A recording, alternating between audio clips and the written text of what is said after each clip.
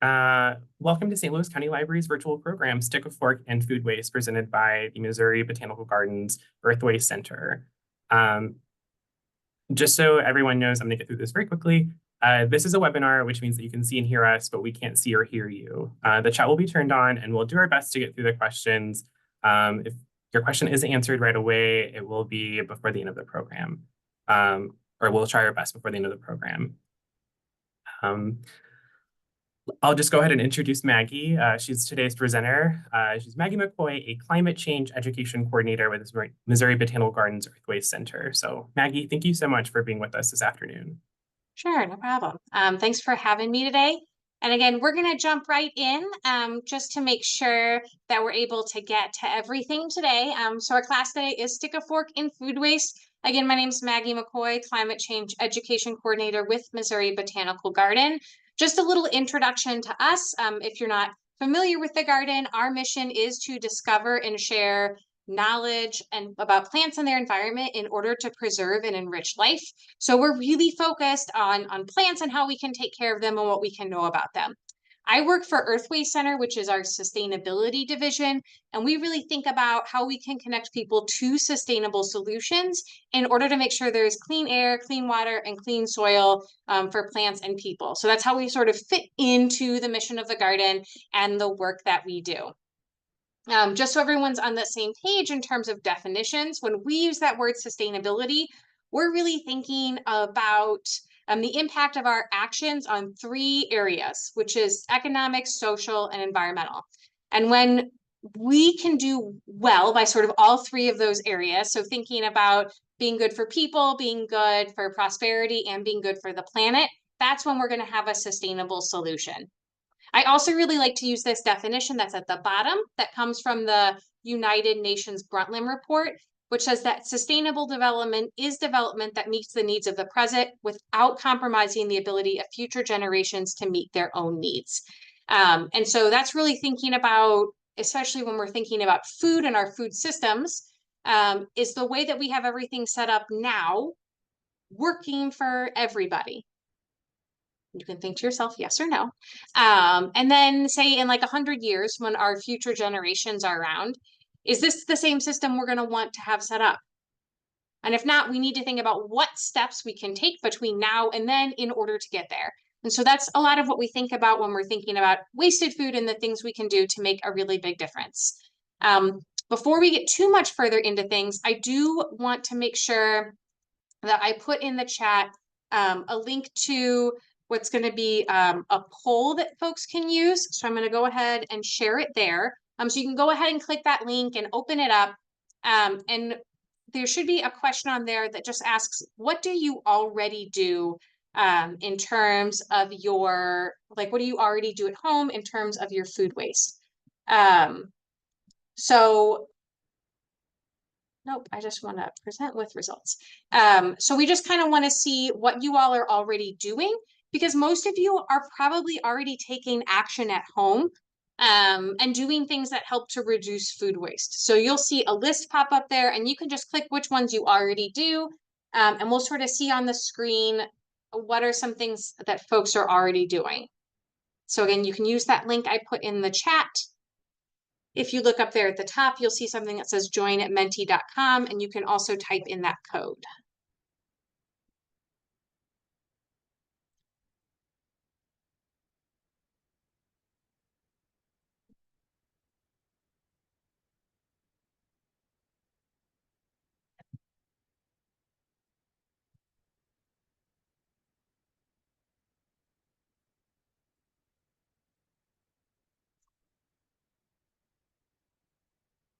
I'll give people another 10 or 15 seconds to sort of put in their choices so we can see what people do already.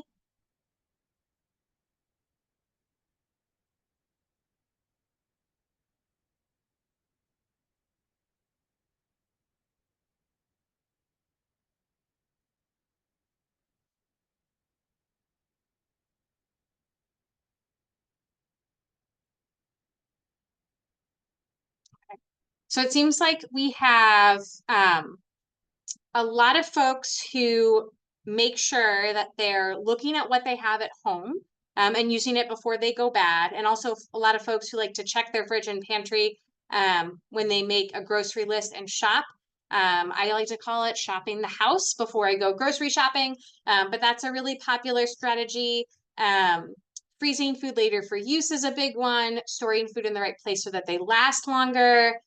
Finishing all the leftovers and creating meals from what we have on hand. We have a couple down there at the bottom that are less popular, like saving meat and produce scraps from cooking to use in other meals, storing food that will go bad soon in a particular part of the fridge or pantry. But those are like some common techniques that folks can use to reduce food waste. So thank you all for sharing some of the things you already do, and we'll talk about more of these as we go through today. So what we really want to make sure that we're doing as we're thinking about our food waste is really thinking about what is the issue that we're having with wasted food. Because why do we even care about this particular topic? And the big one is basically that we just use, make, and throw away a lot of stuff here in the United States every day. Right now, the numbers are at about 5 pounds of waste per person per day, including your recycling and your compost streams. So when we look at all the waste overall, about 21.5% of it is going to be food. When we look at what gets sent to the landfill, that's going to be about almost a quarter of the food, or a quarter of the stuff that goes to landfills is going to be food. So about 24%. And so it's a really big issue because we're sending a lot of food that was meant for human consumption to the landfill when we could match it up with people that maybe need to eat it. And there's other issues with sending it to the landfill as well. If as I go through you have questions, you can go ahead and drop those in the Q&A section, and we'll make sure that we get those answered. What types of food are wasted? A lot of the foods that are wasted is going to be mainly produce and prepared foods. And that kind of lines up with what your experience might be. Things like fresh fruits and vegetables will often go bad faster just because they're not shelf stable necessarily. People might have questions about where to store them. With prepared foods, they've already been cooked, so they only have a certain shelf life. So that accounts for about half of food that gets thrown away. Another 16% is dairy and eggs, and another 12% is dry goods. So that kind of gives us an idea of what we're throwing away. Now, our other question might be, where does it happen? Is it happening on farms? Is it happening at grocery stores? Like, where along the chain is this happening in the United States? And this data actually comes from an organization called ReFed that does a lot of work in this space learning about food waste. And so where it occurs is about half of it, about around 48% actually happens once it makes it to our homes. And so that's why I think this is one of those things where we actually have a lot of impact on what is happening with wasted food and what ends up going to our landfills, because about half of it is actually after it makes it to our homes. Another 20% is in consumer-facing businesses, which means retail, so think grocery stores and restaurants. And then some more in manufacturing and farms, but those tend to be on the low end. So, what's wasted, where it's sort of coming from. Now, why is it a problem? Why do we care about this particular issue? Well, we're going to bring it back to that triple bottom line, or those sort of 3 pillars of sustainability we were talking about earlier, which is that people, planet, and prosperity. So this is why I think this is a perfect example of ways that we can connect with sustainable solutions, because food really affects all of these areas. So in terms of people, we know that about 1 in 8 people in the United States are food insecure, meaning they don't have regular access to enough food or culturally appropriate food. And a lot of food that is sent to the landfills is edible and could be used to feed hungry people. So if we can sort of match up what we're throwing away with people who need it, we could help to solve some issues for people who are hungry. In terms of the planet, which we'll get into a little bit later, there's just a lot of resources used along that whole chain from when stuff is grown on the farm to when it actually makes it to our tables, including water, land, and fuel, that when we just throw that food away isn't used very efficiently. And then when we think about sort of that economic or prosperity impact, we landfill or throw away about $428 billion worth of food every year. That's billion with a B. And when that comes out to for the average consumer is about $1,300 per year. So it really has a huge economic impact that we're basically putting the effort into growing to and then eventually throwing away $428 billion worth of food. So if we can figure out how to move some things around within our systems and match things up a little bit better, we could be a lot more efficient with not only how we're feeding people, how we're moving it around, but the money that we're spending on it. So that's why it's a huge issue that we want to look at.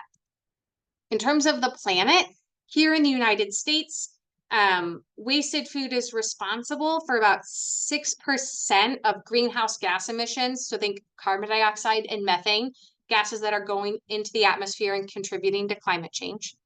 About 16% of all of our crop use. And then food that we grow that is eventually thrown away, it accounts for about 22% of all freshwater use here in the United States. So if you think about all the fresh water we use in the United States for everything, 22% of it is used to grow food that we never eat. So we really want to make sure that we're thinking about how can we really use our resources as effectively as possible in order to feed people, and reducing our waste is going to be a big part of that. The other part that we're going to look at is sort of, again, that effect on climate change and thinking about greenhouse gases. So again, the process of growing food, moving it around all throughout that chain puts carbon dioxide, methane, and other gases into the atmosphere that when they go up into the atmosphere sort of contribute to that blanket-like effect in the atmosphere that helps to hold heat on the Earth. When more carbon dioxide and methane goes up, it causes that sort of blanket to become thicker and thicker to the point where the Earth is becoming a little bit too hot, which is that phenomenon we refer to as climate change. And so when a project called Project Drawdown, which you can Google a little bit later, looked at sort of all the solutions to climate change and what would pull greenhouse gases out of the atmosphere, they sort of modeled out if we were to scale up how much food waste we prevented over the next 30 years, what could the impact be? And they actually found that we could save around 88 to 102 gigatons of carbon dioxide equivalent over the next 30 years, making it close to one of the #1 solutions to climate change as they ranked them in this project. Now, 88 to 102 gigatons is kind of hard to imagine. So if you think about an Olympic-sized swimming pool, and then we have one there. We just finished the Olympics, just only a few weeks ago. So we might all have a picture of that pool in our head. And we think about the weight of the water in that pool. We know that water is really heavy. If you've ever carried like a gallon jug before, even one of those 5-gallon containers, super heavy. The weight of the water in that pool. And then we think about the weight of water in 400,000 Olympic-sized pools. That's 1 gigaton of water. So when we talk about scaling up our food waste reduction or reducing the amount we're throwing away by half or even 75%, so not all of it, and saving between 88 to 102 gigatons of gas, that's a really, really, really significant impact on the health of our planet and really worthwhile solutions to look into. So those are sort of all the reasons why we might want to focus on food waste. I want to pause here for a second just to see if there's any questions. Ooh, and I see that somebody asked, do we have a compost program locally? Which is a really great question. If you're a business, a restaurant, or sort of a larger scale place, there is a compost company called St. Louis Composting that does collect at a commercial scale compostable items, and then we'll make them into compost and sell it. If you are a resident and you're trying to get stuff picked up from your home, there are some smaller scale companies, including places like New Earth Farms, Perennial City, one in Florissant called Componics, and then one that's out in Ellisville called Moshrooms that will actually give you a bucket. You can put your food waste in there, and then they'll pick it up from your doorstep like every week, every 2 weeks, for a cost. And so those differ between how often you want it picked up, but we do have a couple small scale companies that will do this in the St. Louis area. So that's a really good question. I was doing some research on this as well. I saw that question come through, and even if you don't live in their service area, it looks like a couple of places also offer like a drop-off service where you can bring your food scraps and everything to them if you don't live somewhere where somebody could pick it up for you. Um, Yes, and so New Earth Farms does that, and they just started doing some sites over in Illinois as well. So if you're on the east side, they do have some drop-off points in Edwardsville as well. Okay, excellent. I'll go ahead and keep going, but we'll keep an eye on those questions as we move through. So the big question is sort of what can we do about it? And so I like to sort of look back on these historical posters. So if you have visited Soldiers Memorial in downtown St. Louis, and you've walked through some of their exhibits, you may have seen these posters that are on the screen. And these are from the World War I era, so around 100 years ago. And this is more or less the advice I'm going to give you today about food. So thinking about buying your food with thought, so you're only buying what you need, cooking it with care, buying local foods when we can, serving just enough, and then using up those leftovers. So these are skills, wisdom, things that we have known for a long time, but obviously our world is very different than it was 100 years ago. So following those exact same steps is going to look a little bit different today than it did 100 years ago. So the modern day version of this is the wasted food scale from the EPA. So they actually just put this out last year. They had a different graphic before, but this one sort of shows those most preferred solutions to least preferred. I'm talking about their environmental impacts. So what we really want to do is make sure that we're producing, buying, and serving only what we need, donating foods that maybe we're not going to eat or that need to be moved around, feeding animals, and then sort of as we move into that second half, sort of on the right side of your screen, that's when food stops serving the purpose as food, meaning it's not feeding people or animals anymore, and it's moved to that waste side of things where we're managing it as waste. So we really want to live as much as possible in the top half of that scale.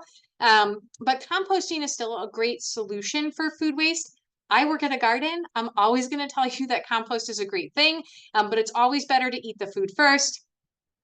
Looking at solutions like anaerobic digestion, and then we really want to avoid sending it to the landfill or incinerating it. So that's sort of the order that we're going to go in today. Now, since we're focused on home kitchens today, we are going to translate this to what it looks like at home. So I got this image from a book called The Waste-Free Kitchen Handbook. And since we are partnering with the library today, you can look it up online and borrow it from them if you would like to see a copy. But what this looks like at home means shopping with a list and with restraint, storing food well and cooking your planned meals, practicing emergency use it up measures and freezing, feeding animals next, whether that's dogs or chickens, composting, and then at last sort of going to the landfill. And that's the order we're going to sort of go in today as we're going through the presentation. Now, I always am going to recommend doing something called a waste audit before you dive into this. All of the solutions we're going to talk about today, you can do without you doing a waste audit, but it's always good to see what are you throwing away as you're making decisions about how your practice is at home. So a waste audit's just a tool to measure and quantify the amount of food waste you produce. I always suggest that if people want to do this at their home, consider starting with food that could have been eaten, because you're not typically going to find ways to eat yourself eggshells, coffee grounds, other types of items, but you might find ways to creatively use other types of food that are edible.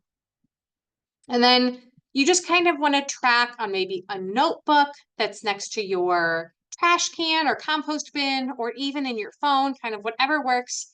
Each item you throw out, about how much you threw out, whether that's the number or the weight, the approximate value. And that's really important because one of the things we know from research is that people are very motivated when you tie a dollar amount to something. And then reason for throwing it away. So instead of saying it was too old, acknowledging that maybe you didn't cook as much as you thought, or because of where you stored it, you didn't see it, and so it ended up not getting eaten. But we want to be as specific as possible. I highly recommend this, but even if you don't do this, all of these things are going to be helpful. So first, we want to start with how we buy food. We want to make a list and stick to it. And it sounds very simple, but it's one of the things that we have seen over and over again in studies on this that really help reduce that food waste at home. So there's a ton of apps that you can find on phones that will help you do this. So use one of those if it's useful to you. If you've got a paper list, that's great too, but some way of doing this so that you are sticking with the list of the things that you want to buy. I know some people that use the delivery service like Instacart or something, because if they put something on the list, they can't buy extras once they get to the store. So whatever strategy works for you, go ahead and use that. The other thing you can do is shopping at farmers markets is great. The food is typically going to be fresher, so it's going to last longer once you store it.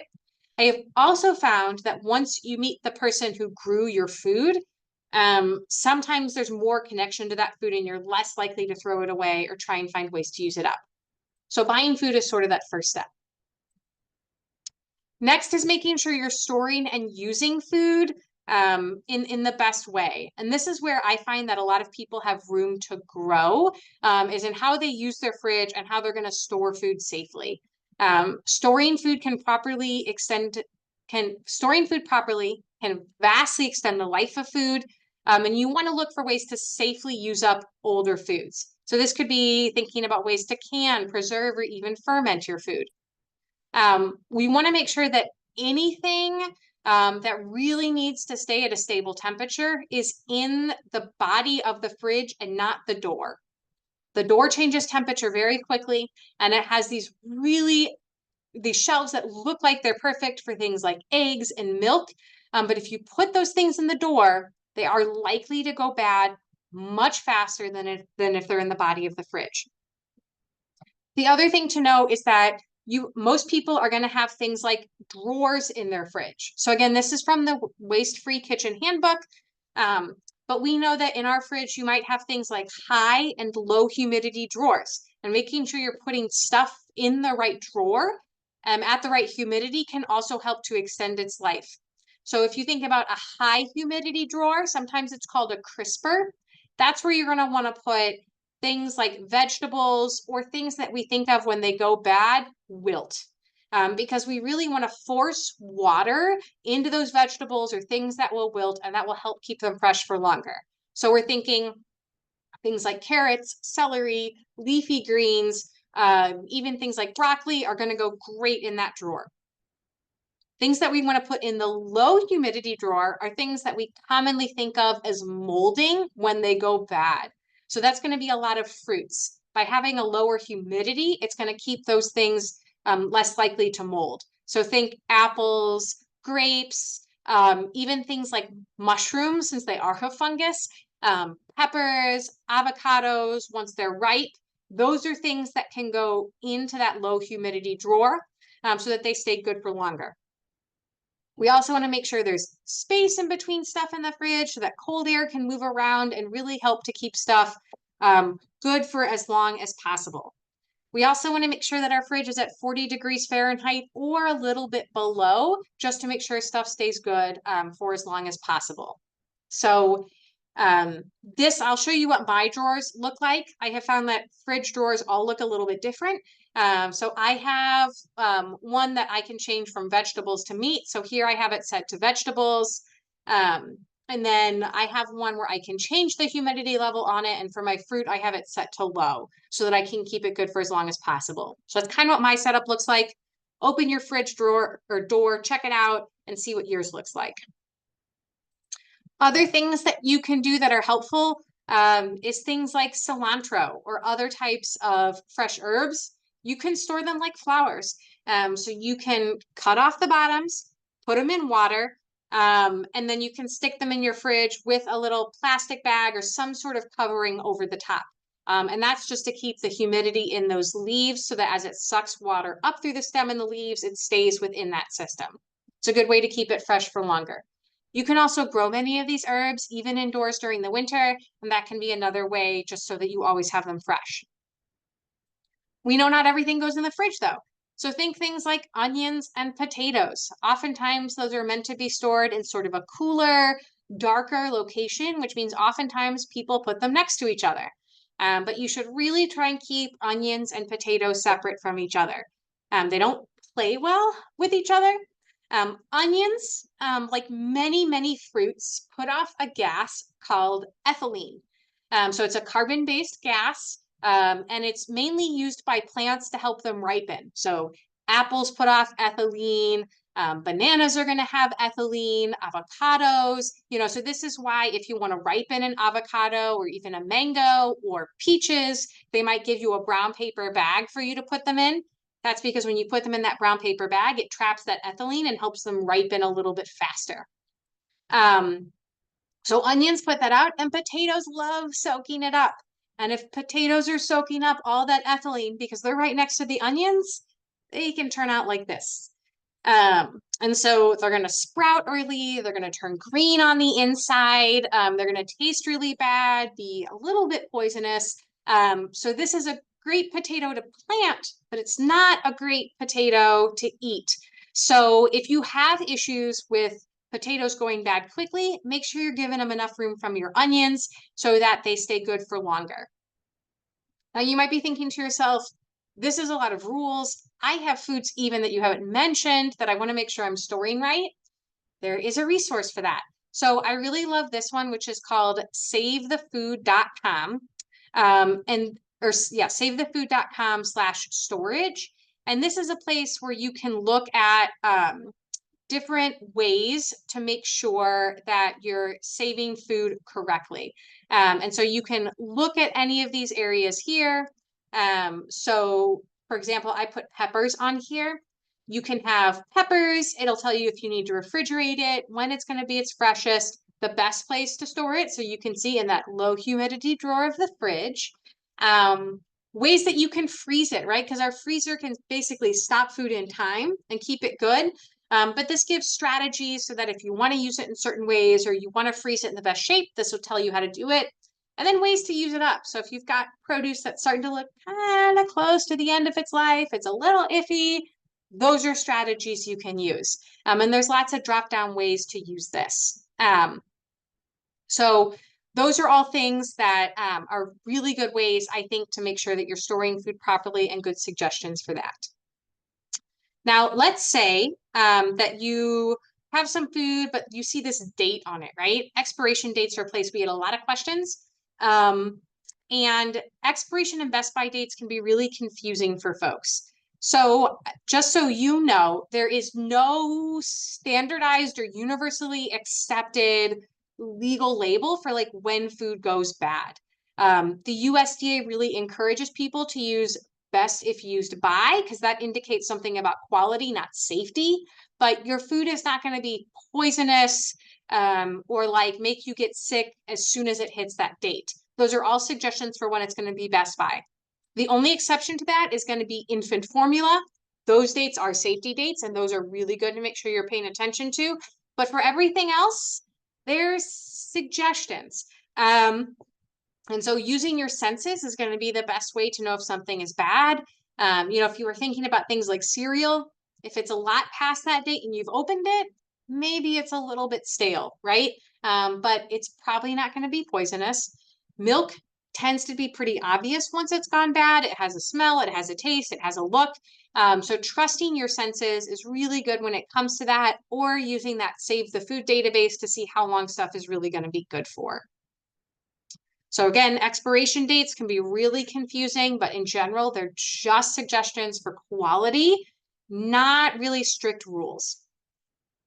So let's say, for example, that you made your list, you cooked up all your meals, and you froze things that you needed to, you kept track of all of your dates, and you used your senses and were able to figure out all that stuff, but you still ended up having to throw some stuff away.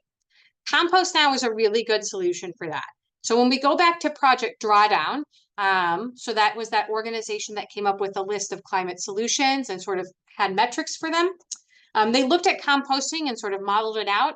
And when they modeled out scaling up composting over the next 30 years, they saw that we would save around 1 to 1.5 gigatons of carbon dioxide equivalent.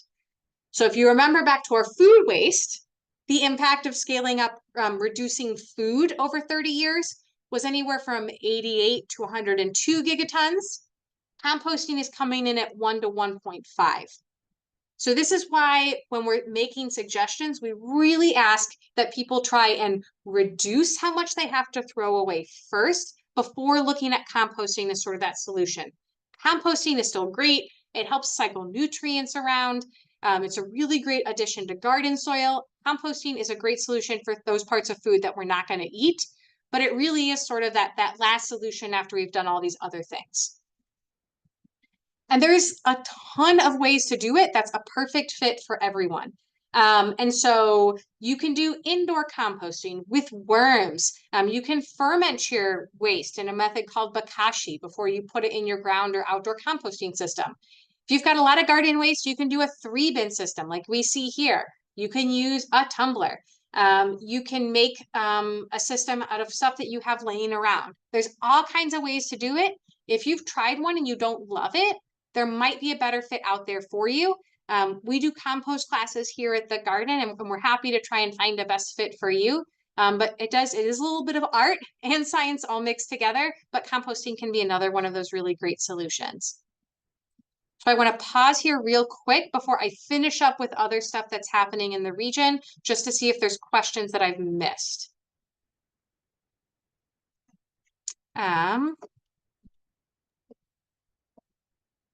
See. So I saw that people were asking about the compost companies, and this is a great time to bring that up. The small scale ones for residents are New Earth Farms, Perennial City Componics, and Mushrooms. And I just put all those names in the chat.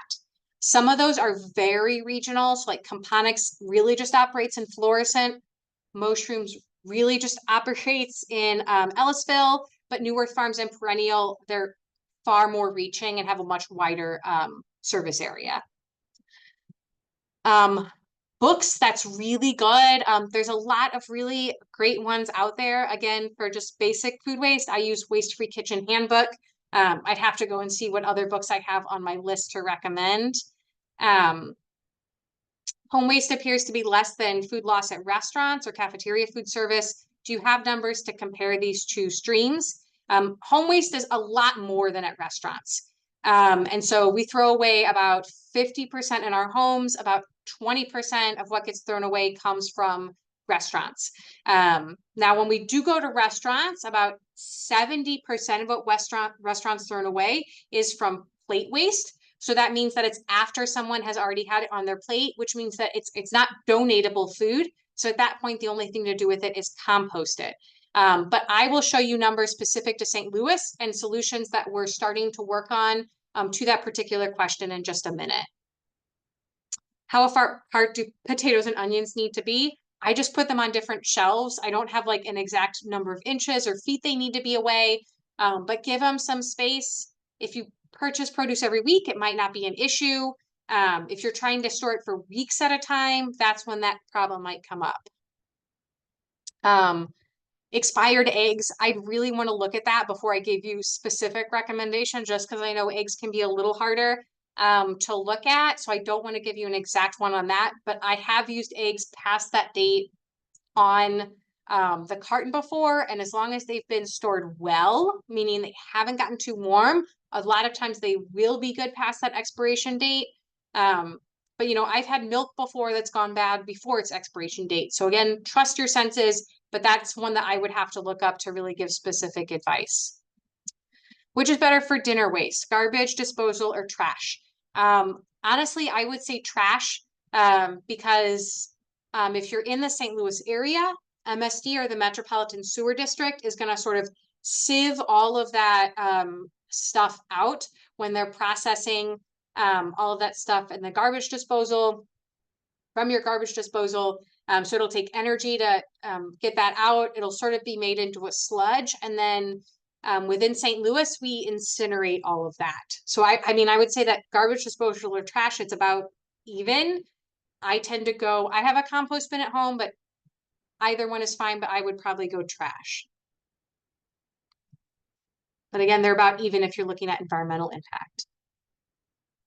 Okay, so keep putting questions in if you have them. I just want to take a few minutes here as we're finishing up to talk about what is currently happening at the larger scale in St. Louis. So we went over a whole bunch of things that you can do at home, but what are we doing as a region to address this? So one of the best parts of my job is I get to work with our local sustainability initiative called 1STL, which is a group of folks who are working across counties, so on the Illinois and St. Louis side, that are really working on how can we be more sustainable. And I help to work with a part of that is really looking at how do we reduce food waste in the region. So there's a lot of different partners on it, including folks like EarthWays 365, which help run the St. Louis Earth Day Festival. All those composters that we talked to you about have been involved with the group before. Folks like Operation Food Search are a part of it. So all people who want to see us throw away less food.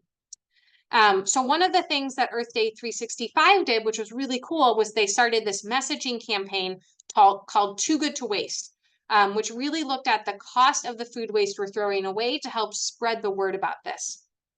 So they sort of put together these posters that you see that really link items that you might buy out at a restaurant, like if you go to Mission Taco, you know, throwing away the amount of food that we throw away every year equals about $1,300. So that's like throwing away 346 fish tacos from Mission Taco Joint. So they did this whole campaign to really help connect people to the food waste they're throwing away and alert people to why it has an impact. After we worked on that campaign and Earth Day 365 had sort of brought that to a close, we really wanted to know, like, how do we know if this works, right? Like, how do we tell if people are actually throwing away less food? It's really hard to get numbers about what gets thrown away in a landfill. Those surveys are done like every 10 years. So we worked with NRDC, or the Natural Resource Defense Council, to basically model out what are we throwing away in the St. Louis region. So again, that includes 3 counties in Illinois, 5 counties in Missouri. We gave them a lot of numbers about residents and how many restaurants we have and grocers and schools and all that kind of stuff. And they fed it into a model and ended up creating this report for us. So what we saw is that of our food waste through this model, probably about 63% of what we throw away comes from residents, meaning after it gets to our homes, which looks a little bit higher than those national numbers. And a lot of that has to do with the fact that we just have a lot of rural areas within those counties, so it skews the numbers a little bit. And about 22% comes from restaurants, and then another 4% from manufacturing and grocers. So really, residents and restaurants are going to be that top chunk that we wanted to target. So we were like, great, now we know this, we can take some action. That next part that they did for us was they also created a food rescue opportunity chart that really showed us where could we take food from certain locations and make sure it got moved to people who could eat it. And that looked a little bit different because it's not always easy. You can't really take food from residents that's partially eaten and give it to people. And you can't take plate waste from restaurants normally and make sure that gets to people. But it's really easy to donate food from groceries that people haven't bought because it's packaged in a way that keeps it safe and people want to actually use it. So we looked at what are the opportunities to rescue food in St. Louis. Most of that's going to come from groceries, small retailers, and then some full service restaurants. So then our next step was, well, where do we have influence and where can we start making a change? So we really targeted that restaurant area because a lot of food comes from there and there was some opportunity for donation. And so once again, Earth Day 365 stepped in and did a great job leading a restaurant challenge for food waste through their Green Dining Alliance. So they really asked restaurants to look at how could they reduce food waste over a 1-month challenge period, really focusing on reducing how much waste is going to go into the landfill. And so they had 8 restaurants that participated, and this was in October of last year, so October 2023. And it was Alpha Brewing Company, Bar K, Flavor 360, Mission Taco Joint in the Loop, Old Bakery Beer over in Alton, Olive and Oak, Pizza Head, and Squires. And these were the 8 restaurants that said, yes, we're going to give this a go. And some of them had all of them had really great success with this and ways that Earth Day 365 could share with other restaurants what they could do. So one of the ones that we saw is that overall from these restaurants, we saw that about 40% of the waste came from the front of house, meaning once people already had it on their plates.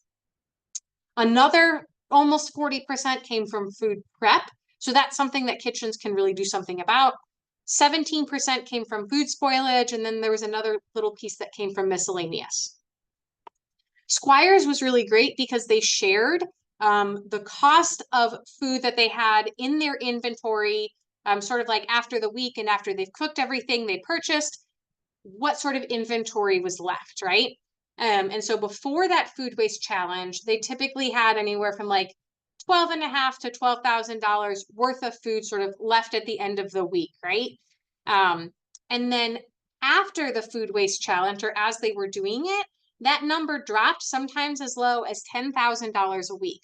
Now, I know $2,000 doesn't necessarily sound like a huge gap, but for a restaurant, that savings makes a really big difference, especially when you're talking about the margins that restaurants work at. So that there really is a financial incentive in addition to an environmental incentive for restaurants to try and save on food. So they did all of that. And sort of as the culmination, they worked with the mayor's office to make a proclamation of November 17th, 2023 as being Food Waste Awareness Day. And so one of the big things that the city committed to as part of that was developing a strategy for preventing food from going to waste, rescuing surplus food, and recycling food scraps by December of 2024, which you might notice is in about 3 months. And so our committee and the city of St. Louis have been working over the past year to start working with stakeholders and getting feedback from community members about what might we want to go into this plan to really guide us as to how we're going to reduce waste as a region in the future. So we currently have like ideas on a board that we're sort of starting to outline and clump into different things, and we're seeking funding to fill out more of that, those working groups, and sort of doing really specific focus groups and hearing from all different kinds of people to make sure that this is really going to work for folks in St. Louis. But we've been really excited about the work we've been able to do around St. Louis and things that we've been able to make changes on. So with that, I know we're a little bit over time, but since we started late, I wanted to make sure people got a few more minutes in. So I'm going to go ahead and stop sharing my screen right now and let people ask any additional questions that they had. Yeah, thank you, Maggie. And I appreciate everyone who stayed in the waiting room and was able to attend this presentation. This was amazing. Somebody is asking about using their food waste to make bone broth. And if That's a really good question. I don't have a good recipe for that, partially because I don't eat meat, so I'm not as good with bone broth recipes as some other people are. But I mean, with anything, you can sort of save that food waste, either like in a freezer bag or something like that, is sometimes things that folks will do, and then boil it later. And that was one of the ways that you can create any kind of broth. But my best recommendation is to look up a good recipe online because I'm not as familiar with that. What is the 2024 date for Food Awareness Day? That's a great question. I don't know, but the next round of the St. Louis Food Waste Challenge will be starting in October. So Earth Day 365 will put out the restaurants that are a part of that. So if this is really important to you and you want to support restaurants that are doing that work, in early October, go to their website, see what restaurants have signed up, and make sure you go to those restaurants and let them know you came because they're part of the Food Waste Challenge. Any other questions?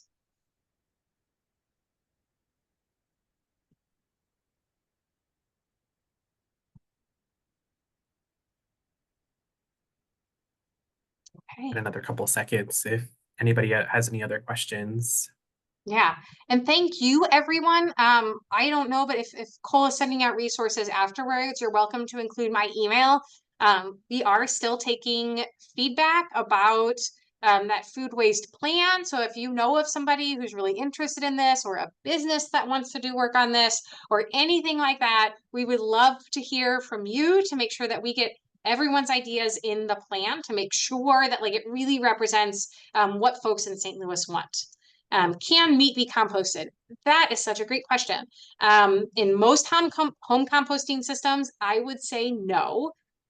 In some of those collection ones that we listed, like New Earth Farms, Perennial City, Componics, and Mushrooms, some of those will collect meat just because they're using they have a lot more waste. So at that big scale, they can process meat differently than we do at home. If you do want to compost meat at home, I would look into bokashi composting, um, which is a way of fermenting waste before you either bury it in your garden or put it into another compost system. And you can actually compost meat if you ferment it first in a bokashi system. So it's a really great thing to look into if you're really focused on doing meat at home. Any other questions? Uh, if you had any other questions that you didn't ask today, Maggie was nice enough to offer her email in our follow-up email. And this program will also be, or it is being recorded. So we will send out a YouTube link in the follow-up email.